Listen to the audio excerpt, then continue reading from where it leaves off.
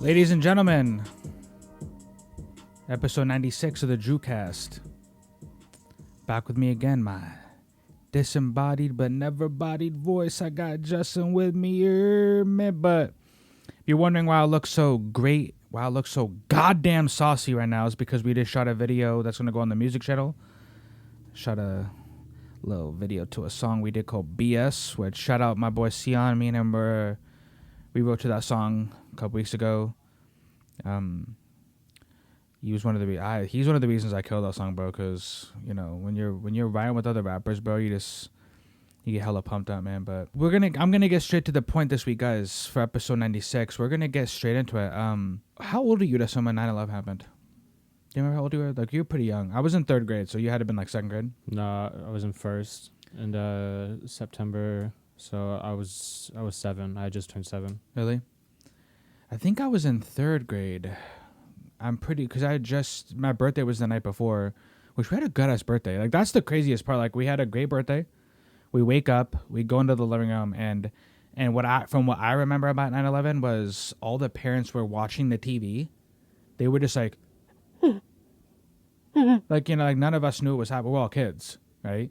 I remember because it happened in the East Coast, so we were like getting ready for school, and it was such a weird. I kind of like somewhat remember like seeing it on TV, but yeah. I don't think the impact of that day actually like hit. I just remember going back and forth in the living room, you know, seeing all the parents like freaking out at the TV and crying and shit, and I'm like looking at the TV like, what's happening? Go get ready for school. Like, are you sure? Everybody's like crying, like. You know, like, again, we're kids. We're not understanding the severity of what's happening here, you know. I remember going to school later that day, and the principal made such a dumb fucking decision. Because how are you, for instance, right? You go into a room full of, like, people Avery's age. So, what do you think happened? What do you guys think happened? Yeah, what do you think a bunch of 3rd graders are going to say, bro? You know what I mean? Like, I remember, like, at home, Travis was making, my stepdad, by the way, for people who are listening, I had a stepdad named Travis, and he was making some conspiracy theory, like, the Chinese did it. I think the Chinese did it, which, come to find out, it wasn't the fucking Chinese, right? So when I went to school that day, I remember the principal at us was like, oh, which, by the way, that day was, like, raining and it was sunny. So it was sunny outside, but it was rain, and I'd never seen that before. I thought that was trippy, dude, when I was a kid. I was like, how is it raining and sunny outside? That's crazy. But the principal comes into our classroom, and the principal's like, hey, you know, she was explaining to us, like, what happened, like, you know, the severity and everything. And she asked us what we think happened. And I raised my hand. I'm like, oh, my stepdad said the Chinese did it. And she's like, yeah, the Chinese didn't do it. Next question, like, basically shut the whole thing down. She didn't want to ask any more kids anything. Because think about it. If I gave that as the first answer, you know, other kids were coming out with some crazy ass, my dad said the Russians did it. Like, you know, it's going to be a bunch of, like, finger pointing. So, but yeah, so as the years go on and you watch documentaries about 9/11, you read up on it, a lot of things just started to make sense in my head. Like, wait a minute, bro. I don't think fucking people who were, like, based in a cave are penetrating the world's greatest defense types. Like, that's what one of my favorite battle rappers, Disaster, he says that in his battle rap round versus Iron Solomon. Like, you really want us to believe that people who are operating out of a cave are penetrating the world's greatest defense? They're just gonna, right? So that was, like, one of the things that made me kind of think, hey, maybe this isn't what it looks to be, bro. You know, you have the black boxes, like, there was rumors. I don't even know can you look this up, Dustin, if you have a chance? That the fucking passports of the terrorists were found in the rubble. So people are dying, right? Now that one, I'm gonna have Justin look that up, but if that's true, bro, the passports survived, but the black boxes didn't, or people didn't. So again, there's so much things surrounding this, like when Building 7 goes down, right? So Building 7 goes down, it doesn't get touched at all. Building 7 goes down, and the guy who owns that building gets, like, hella money and insurance. That's, to me, you don't want to be that guy, right? So like back in the day, you were never supposed to say that our government had anything to do with it. Like if you did, you're a conspiracy theorist, you're anti-American, you're all that. Did you find one? You Well, I mean, I did find stuff, but they're from like websites that I can't tell you if they're it's like reputable a legit or not. This one does say that four of the hijackers' passports were like completely fully intact. That's crazy, bro. 2 were recovered from the crash site of United Airlines Flight 93 in Pennsylvania. Yeah, because remember the people on board took over that plane, so they wouldn't crash into the White House. Yeah. And then we can't have the White House going they down. give you the names of the people who those passports belong to. I can't pronounce it, so I'm sorry. Yeah, but they're in pristine condition. And then one of the passports belonged to the actual hijacker of American Airlines Flight 11. So whichever one that was. So, but like I said, that's from.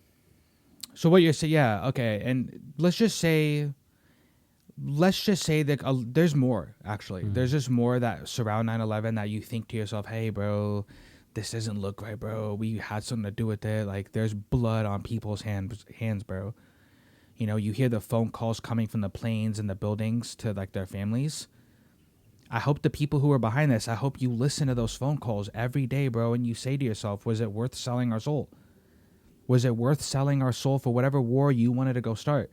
Again, back in the day, even now, bro, if you even question America's involvement in 9/11, you're anti-American and you're a conspiracy theorist. And even when we tell you, hey, their passports were found in pristine condition, right? Like, I wouldn't say pristine condition, but it was in good. That, but it did say that it was fully intact. So fully intact.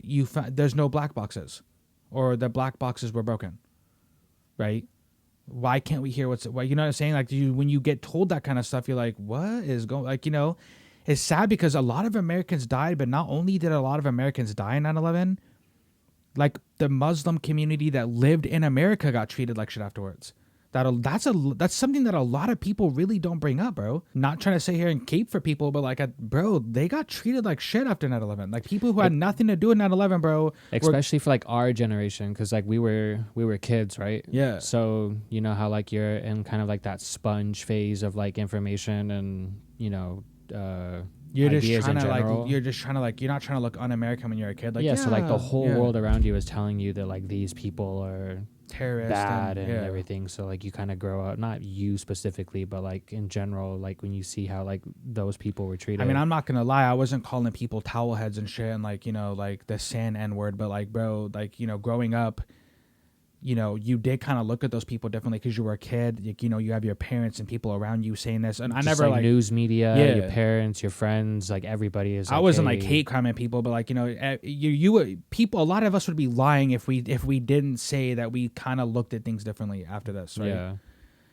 And that's the thing that a lot of people don't bring up. Like people of like the Muslim religion and like people from the Middle East were just getting treated like dog shit after 9/11, and they didn't have nothing to do with it. They lived here, like so.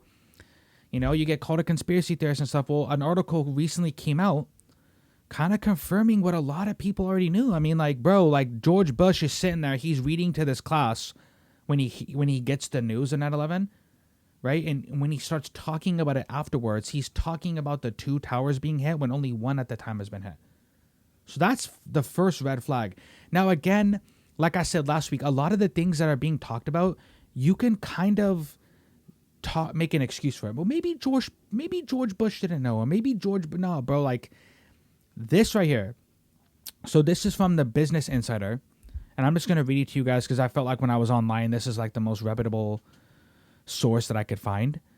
So it says on April 29th, 2004, George Bush hosted one of the most unusual meetings to ever take place inside the Oval Office.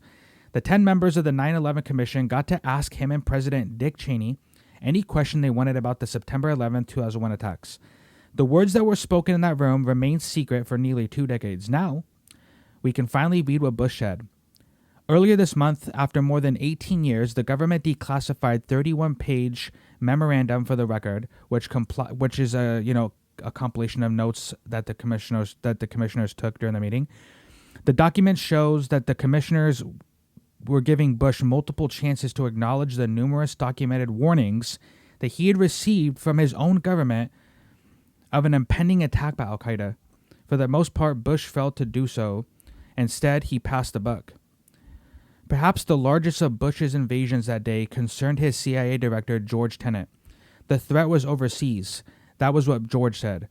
Bush's implication at the time is clear. He wanted the commission, and by extension the public, to think that no one could have anticipated al-Qaeda mounting a large-scale attack on U.S. soil. But in fact, Tenet's CIA had warned Bush more than once that al-Qaeda could strike anywhere at any time, and that all U.S. citizens were potential targets. The most notorious warning that Bush received, but not the only one, was a CIA briefing headlined, "Bin Laden determined to strike in the U.S." And by the way, I'm sorry, guys, if I'm reading like a retard, because I feel like, it's a long day. Basically, Bush was made aware of potential attacks on U.S. soil multiple times. He was made aware of al-Qaeda's intentions and Bin Laden's intentions, their intent to attack us, and he failed to act on it. Now, as a leader of people, and as a leader of men and women, and again, as a leader of people you're sending overseas to fight this war for you, does that not just make you guys' blood boil? Does that not make you say to yourself, if Bush can do something this fucking dumb, and if he can overlook something this serious, what have other presidents done? What have other presidents overlooked or failed to act on in the name of trying to make you guys think that they can't attack us? I wonder. Obviously, we're not fucking government officials, but like, what do you even do to prevent that? Did they have a list of names of people that they were watching? Did they know who was going to do it and just didn't do anything? Like, how do you even stop that to begin with?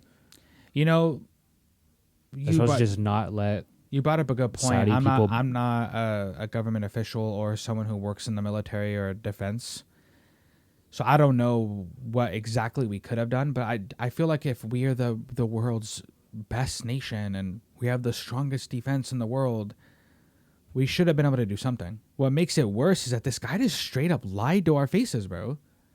He went on TV after thousands of Americans died and just straight up lied to us, bro. That kind of, not to like, get too conspiracy about it, but like that does kind of give like a foundation to that theory that it was an inside job, because if he knew that it was going to happen and didn't do anything about it, maybe that was for a good reason. Yeah, maybe he wanted it to go like, hey, if we're going to get oil or some type of weapon of mass destruction from their country, we have to let them attack us first to start this war. Because, and when you're like, the UN's not going to just let you start a war for no reason. You can't just go into other countries and do that. Like, that's not cool. You can't just do that. Yeah, so maybe he just let it slide because he's like, this will give us an like, actual reason. Mr. President, they're going to attack us. He's like, no, I feel really bad, man, because like not only did thousands of Americans die, like the Middle Eastern community here was treated like shit, straight up lied to. They straight up lied to people, bro. Like, and then the people who questioned it, they were basically, you're not American, you're unpatriotic, you're saying we had something to do with it. Yeah, motherfucker, I'm saying that. You know how many people, like especially our parents, Justin, our people and our parents' age range, you know how crazy they looked at us? When we're like, hey, did you guys hear that, like, they said they found the terrorists, like, passports intact? Oh, that's just like, like, again, it's like the conspiracy theorists were like just shitted on. There's a lot of conspiracy theorists, guys, who like they're in the business of just trying to rile you up. That's not what I'm here for. Again, like what Jeffrey, my mother-in-law's husband, told me, my tenacity to find the truth is something he likes about me. That's what I'm here for, guys. I'm here to read something to you like this. You guys might not know, and you may never know, that Bush knew of the impending attacks and did nothing. I don't think Bush knew that like they were going to fly planes into the tower and try to fly planes into the White House. He may have, actually. You know what? Now everything's off the table, bro. I'm not giving these guys any like leeway. I'm not going to like try to make them seem like, oh, maybe they didn't, bro. There's a lot of fucking sneaky shit when it comes to this topic. It just one of the things I always thought about us, and especially from like a kid till now, it always used to make me sad hearing those phone calls from like people on the plane in the building, Mm-hmm. It used to make me hella sad hearing those phone calls because it's like there's conspiracy theories behind that too. Yeah, I don't know that those aren't real. Yeah, I don't know. I don't know if I believe in all that, but that pretty much every aspect of this event, there's a conspiracy about it. Yeah. I feel like that's Alex Jones, Sandy Hook level of conspiracy. Like, I don't want to sit here and say that those phone calls never happened, but hey, when everything surrounding this just seems to be a lie after sneaky lie. I'm not saying that the phone calls were fake, but if something came out 10 years from now saying that they were, it wouldn't fucking surprise me, bro. But I'm not on that. I'm not at that yet. I'm almost positive there's people, like the people who received the phone calls, I don't think they were on the fake side of it. But that's actually a really touchy one, and like, you know what I mean? Like, and I'm not like saying like let's not talk about it, but like, you know what I mean? Like, it's almost on some Sandy Hook, Alex Jones type shit. Like, I can imagine people get really fucking angry about that. Again, me and Dustin aren't saying that we think that they're fake, but bro, there's people out there. There is people who think that they're fake. It's just sad, man. It's just like, why those people just got their lives taken for what, bro? Like, what did they? It's like the people who are in charge or the people that we vote to like take care of us and like protect this country. They kind of use us as pieces of like a chess piece. Like, they don't view, like right now I'm viewing you, Justin, as like a life. You're a literal life behind the mic and the camera, and like you're literally like, but those people don't view you as like, hey, if we let them kill Justin, or we let them attack the Twin Towers, we can go do this war overseas, and the UN, we have a reason to, right? So, yeah, so Bush knew that they were trying to attack us before they attacked us. He failed to do it, and he was told multiple times. Overall, it's just another thing you guys can add to your what the fuck are they doing list. What the fuck are the people in charge? Like, I don't know, man. It's sad. So if you guys comment below, what are your thoughts? On another episode, I can dive deeper into the whole 9/11 conspiracy. We can even like do like the crazy ones that people have surrounding that day. I just wanted to break it down to you, like, hey, our president at the time would get on fucking TV and lie straight to you guys. One of the fucking things that I thought was crazy about it was when what was he? He was doing the golfing. Remember, he was like he was doing golf. Remember, and he was like something about like, we will not let the terrorists win. Now watch my swing. And remember, and he like swung. Have you ever seen that video? No. Yeah, but I think just to play like devil's advocate, I think probably what happened is they probably warned him about this. He was probably like, nah, they're not about that shit. Like, kind of calling their bluff. And they ended up doing something, obviously 9/11, and then he probably was just like trying to like not raise panic in the country, so he was probably just making up a whole bunch of shit that he knew would calm people down. Well, I mean, he like, knew hey, that they were did it overseas. him. They weren't here.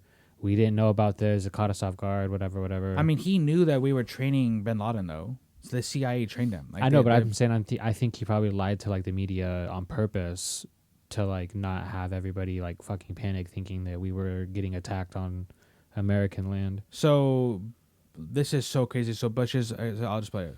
And declaring war on a tactic made absolutely no sense. We must stop the terror. I call upon all nations to do everything they can to stop these terrorist killers. Thank you. Now watch this drive. No, he didn't, bro. So he knew that there's potential for the attacks, right? He was warned about it. This guy literally gets on there. I call on all nations to stop all these terrorist attacks. Now watch this drive. And he... That's what, crazy. bro? I've never seen that before. That's like an SNL type shit. I was about to say the same exact thing. That's some SNL shit. This guy bull-faced lied to everybody, knew about the attacks beforehand, knew that there's a potential for the threat. Then that takes balls, bro. That actually is kind of ballsy. He gets on camera. We are calling on all nations to stop terrorist attacks. Now watch this drive. What, bro? He Tiger Woods that. Right out the fucking park, dude. Can you imagine if he like hits a hole-in-one and just gets like excited as fuck? I would too, bro. I'd be like, hey. He's sitting there dancing up and down, pumping his fist and shit after he was just talking about like Bin Laden's one of the killed. caddies, looks at the camera and like runs because he got caught. But Yeah, that's a real conspiracy for you guys. But yeah, I'm gonna end the night off briefly. I'm gonna talk about the show Wednesday on Netflix. I'm not gonna give my full review on it yet because I want Justin to watch it and I don't want to spoil anything for him. One of the things I did want to talk about though, there's a lot of things, and again, it sucks because like again, another show ruined by fucking weirdo leftist, weird liberal, like everything, bro. You can't make these people happy, bro. Like you literally can't. Right? Tim Burton makes one of the main characters in the show. She's a black girl, by the way. He makes one of the main characters in the show like a bully type character. Then you have people, why did you make the only black characters bullies? Why did both the black characters have to be bullies? It's like, oh, so can black people not be bullies? You know what I mean? Or if you don't put black people in it at all, why aren't there black people in it? When you put them in the show, why are the black people in the show bullies? Like, there's no winning with these people. We talked about this off camera, and there's like literally no winning with these. The goalpost will always be moved. Yeah. With these type of people, bro, you cannot apologize to these people. You cannot show them that you're sorry at all. To me, if like I ever made a mistake and these people came for me, I'm not saying sorry, bro. You guys can suck my fucking dick, bro.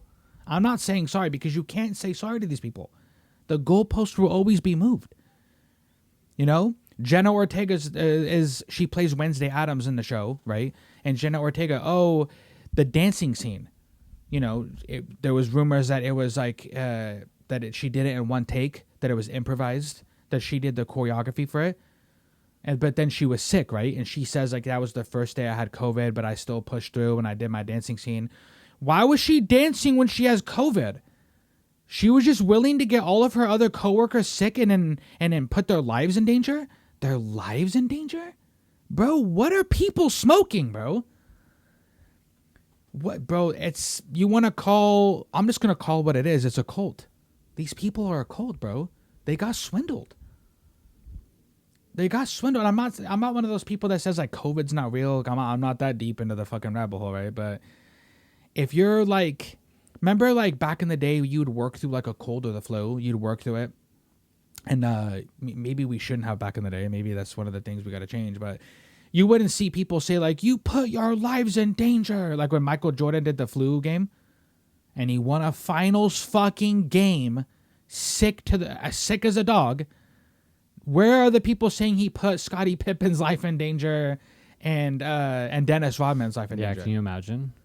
You put their lives in danger. If like Giannis fucking played with COVID and just dropped like 60 points instead of like celebrating him for doing that.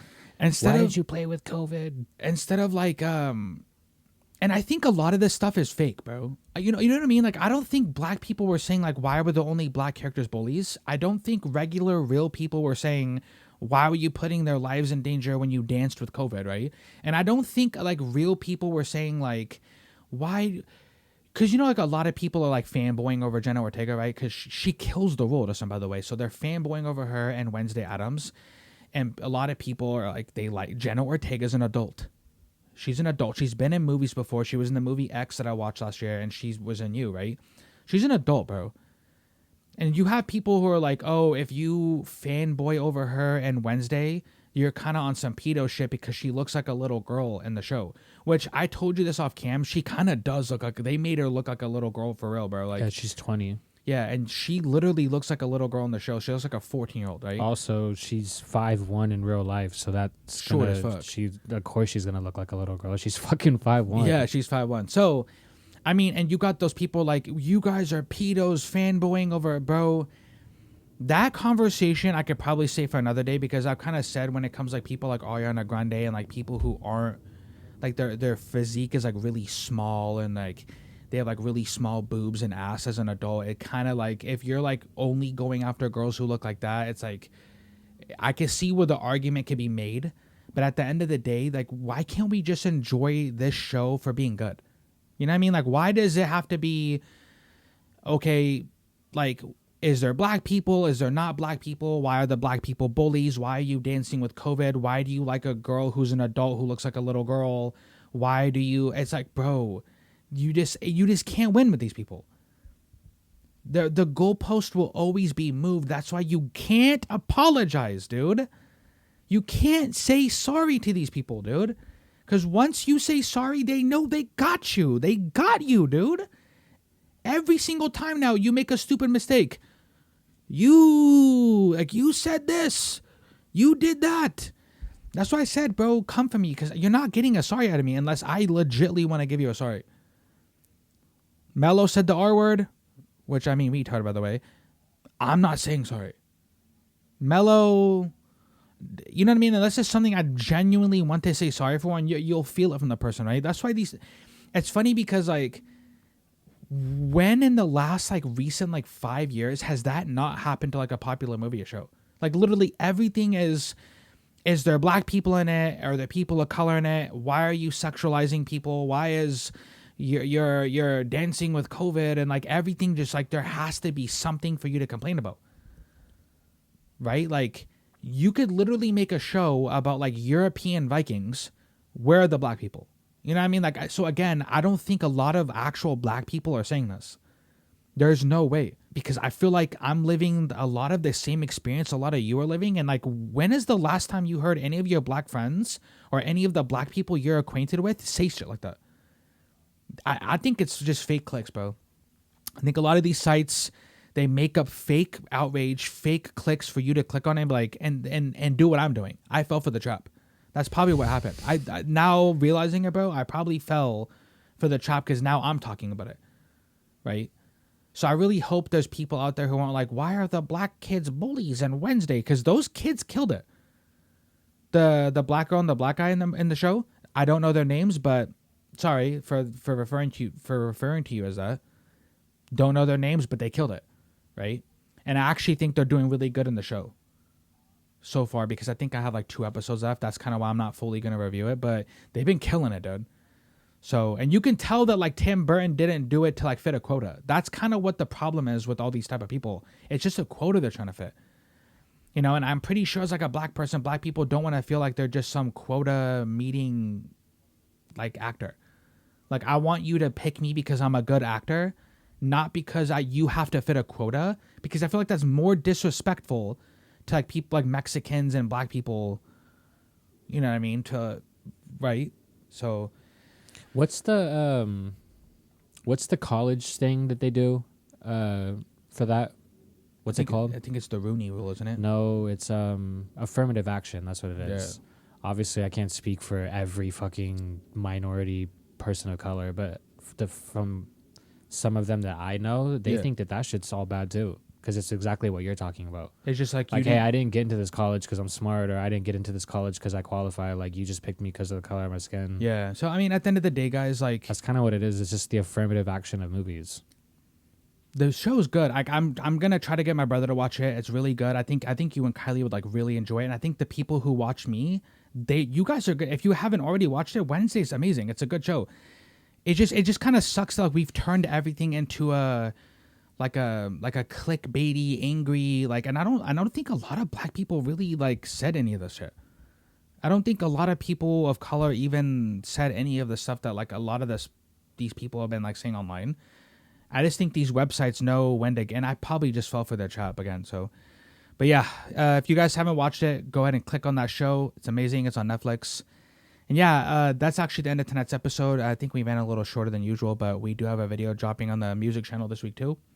So stay tuned for that. And yeah, until next time, guys. Peace.